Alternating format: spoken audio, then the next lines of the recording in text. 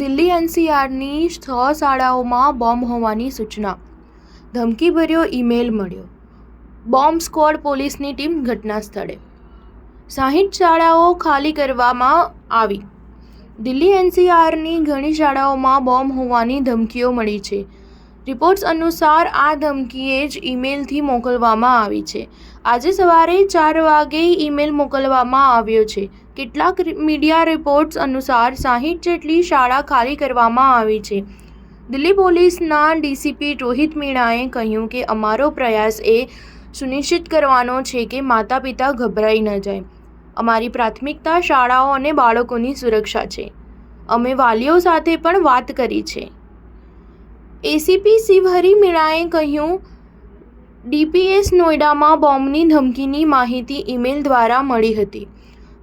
Noida police, fire tender અને bomb disposal સ્ક્વોડની ટીમો ઘટના સ્થળે હાજર છે. વિદ્યાર્થીઓને ઘરે પરત મોકલી દેવામાં આવ્યા છે. તપાસ ચાલી રહી છે. અમને હજુ સુધી કંઈ મળ્યું નથી. ડીપીએસ નોઈડાના પ્રિન્સિપલ કામિનીએ કહ્યું, અમને મેલ મળ્યો છે. અમે જોખમ ન લઈ શક્યા. અમે પોલીસને જાણ કરી. વાલીઓને પણ જાણ કરવામાં આવી હતી. જે વિદ્યાર્થીઓ શાળાએ આવ્યા હતા તેમને પરત મોકલી દેવામાં આવ્યા હતા. જેઓ રસ્તામાં હતા અથવા આવ્યા ન હતા તેમને પ્રવેશ આપવાનો ઇનકાર કરવામાં આવ્યો હતો.